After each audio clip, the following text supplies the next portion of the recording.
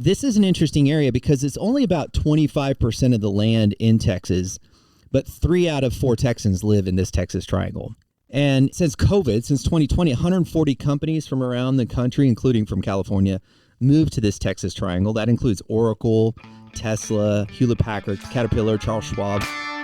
Do you want a wealthy retirement without worrying about money? Welcome to the Retire in Texas podcast, where you will discover how to enjoy your faith, your family, and your freedom in the state of Texas. And now, here's your host, financial advisor, author, and all-around good Texan, Darryl Lyons. Hey, this is Darryl Lyons, CEO and co-founder of Pax Financial Group, and you're listening to Retire in Texas. This information is general in nature. It's not intended to provide specific investment, tax, or legal advice. Visit paxfinancialgroup.com for more information. Also visit paxfinancialgroup.com. Click on the Connect with Us button. It might be Connect with Us now, but I think it's Connect with Us. And visit with a financial advisor, 15-minute, no obligation. They have hearts of a teacher. And we'll just find out if it's a good fit. You can just tell them your situation, see if they can point you in the right direction. I've never had a complaint on that experience, and I've always had good feedback. So hopefully you do too. You have a good experience. And then if you find out that we're a good fit, we can take the next steps. So want to zero in on Texas this particular episode. And for those that aren't from Texas, I think you want to check it out because there's some interesting things happening in Texas. I do this every now and again. I'll zero in on Texas, namely because it's the Retire in Texas podcast. And also I do it kind of in light of some consortiums that come around in which there's a lot of economic thought leadership that do conferences in the area. And I'll either go to those conferences or read the executive summaries.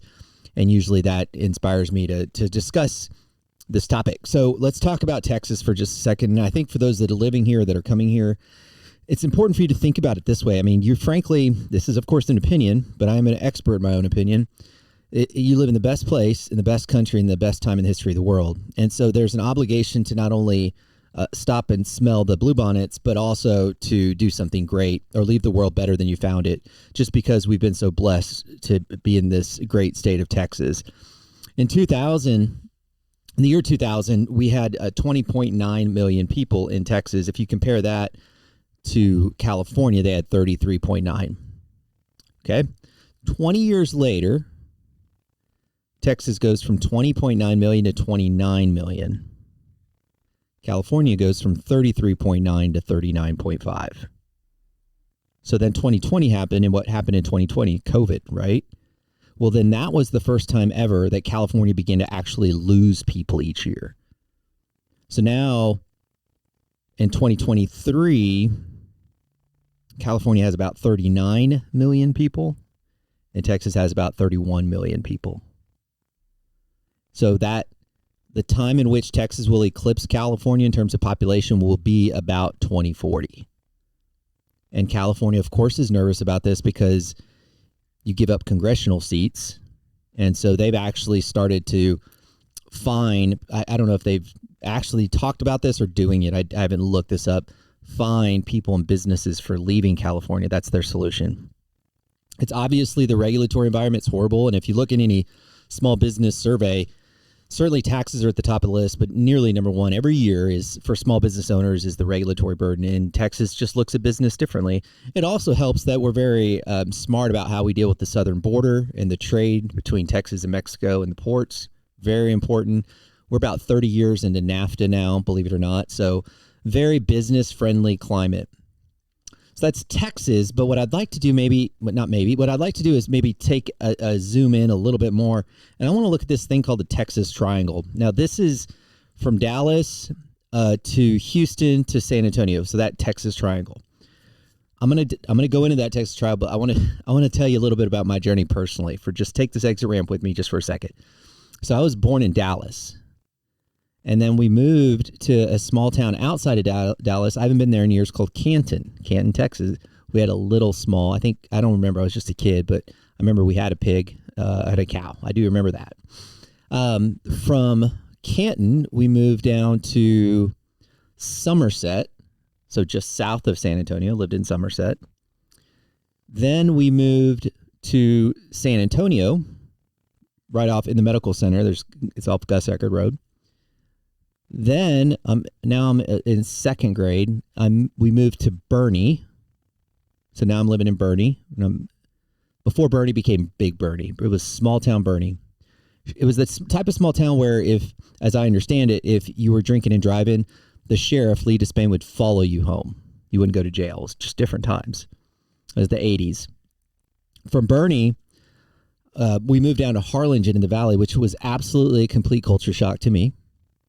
And then my senior year, we moved back up north, where I graduated from Medina Valley in Castroville. Now from there, I went to St. Mary's University in San Antonio, Texas, got married. We lived in Alamo Heights. Then we moved to San Antonio. Then we moved to Hollywood Park, where we lived for many years. And then now our address is in New Braunfels, just in between Garden Ridge and New Braunfels. So to say that I'm native Texan would be an understatement. And I also want to say that I recognize that there's a lot of subcultures in Texas, and I've been exposed to a lot of those subcultures. Now, maybe not. I mean, I've only tasted a little bit of these subcultures. You still have East and West Texas and the Panhandle, totally different. And I think that's the unique thing about PAX in general, is we understand the uniqueness, and also the thing that bonds us together. I mean, the fact that we've been such a military type of state. There's a respect and honor that exists, and also our faith is very important to us. And then that unites us, and then we express that uniquely in these different subcultures. So I say all that because I'm going to talk about the Texas Triangle, and it's kind of this unique ecosystem that's taken all of these unique personalities and creating commerce between them. And again, that's the Dallas, Houston, San Antonio, Austin, Texas Triangle. This is an interesting area because it's only about 25% of the land in Texas, but 3 out of 4 Texans live in this Texas Triangle. And since COVID, since 2020, 140 companies from around the country, including from California, moved to this Texas Triangle. That includes Oracle, Tesla, Hewlett-Packard, Caterpillar, Charles Schwab. In fact, Apple has created its second largest corporate office space in the world here in this Texas Triangle. Goldman Sachs also has its second largest office space with 5,000 people in Dallas. The only bigger office space that Goldman Sachs has now is in New York, so it's the second biggest in Dallas. And Apple has their second biggest office space in Austin. It certainly helps, specifically with Dallas, that you've got this centralized location so that can do business in the East Coast and West Coast and down in South America. So the air travel is very important, and that's one of the competitive advantages of this Texas Triangle, specifically for the DFW. But you also have just a lot of good business. You've got the financial business is way understated. They're starting a New York Stock Exchange equivalent in Dallas. Technology is booming. We know that in Austin. And of course, oil has been a staple for a long time. In fact, it was really, we know oil was big, and for those that were navigated in Texas through the 80s, we had a bust, and oil, you hear of oil booms, there was a bust in the 80s. But the wonder happened in 1998 when petroleum engineers and geologists learned about something called fracking, where they could harvest oil and natural gas in the shale rocks beneath the surface. Many of you guys know about that, especially if you're listening from Kennedy and Garden City. We have a lot of clients and friends in the Eagle Ford that listen. So that happened in 98. That really opened the floodgates for oil and natural gas in Permian, Eagle Ford, Barnett Shale. All of these may not exactly be in the Texas Triangle, but they're right there, really darn close, and they do a lot of business, and there's a lot of trade between the San Antonio and Eagle Ford's not that far. But you also, so not only do you have this, natural gas and oil, but then you think about alternatives. And if you look at wind patterns in the country, you look at this wind pattern that goes right straight down through central United States, and it's like God blowing his breath. And so you just see this wind pattern go through the United States, and that makes windmills very productive, as much as we get annoyed by these big windmills, but it's very productive. There's 150 wind farms now in Texas, and it actually supplies about 16% of our electricity. So that stuff's working. And then of course you've got the something that we always get mad at in July and August, and that's the heat. But the sun, namely in the western part of Texas, provides a lot of solar energy. So really just kind of the perfect place to do business. And it's quite amazing. And so if I'm anyone that's thinking about moving here, betting on Texas, practically speaking, where there's good jobs and good people, is a very educated bet, for the lack of a better way to phrase that. Let's zoom in a little bit more if we can. And I'm going to zoom into an area that I just know. I mean, we could zoom in on Houston and the Galveston area, which I think has a lot of cool things happening. Dallas, Fort Worth, even West Texas. We could go all the way to El Paso. We could even creep down to Laredo and Harlingen. Lots to talk about there. Some of those areas I know better than others, but I'm going to talk about one right now that I know, and that's namely the San Antonio-Austin corridor, where San Antonio has 1.4 million people in the main area, not the peripheral areas. Austin has 961,000. New Braunfels has 90,000, and San Marcos has 67,000. So this I-35 corridor is absolutely blowing up. The housing market is very good. Austin is still the most expensive. If you look at the numbers, still the most expensive place to live in Texas, but it's still only half of what it is in California. The one thing that we all complain about on this I-35 corridor is what? Is the traffic, of course. And so they've created this consortium of ideas and strategy to fix this, and they call it the I-35 Capital Express Central, I-35 CapEx. And of course, they're going to add HOV lanes. They're going to create a tunnel through downtown Austin, drainage, ditches. TxDOT has thousands of pages of documents. I'll put a link in the show notes here. 10,000 pages alone just on public feedback. One area that I found interesting, and I think it's going to take it an exit ramp. Yes, that's a little bit of a joke. But the freeway lanes on the I-35 CapEx Central project would be narrow, at least what they're considering now. The main lanes would be 11 feet wide instead of their current 12 feet. The idea is that by doing so, they won't have to take as much land from people. Now, research has shown that narrower lanes tend to make people drive more slowly, but high volume, high speed freeways with lots of semis usually have 12-foot wide lanes. And so that's certainly something that they have to wrestle with, but it looks like they're going to do 11 feet. A Texas A&M University study on highways in Dallas, San Antonio, and Houston found that people drove about 2 miles per hour slower in 11-foot wide lanes than 12-foot wide lanes. But as you would suspect, these narrower lanes do result more crashes.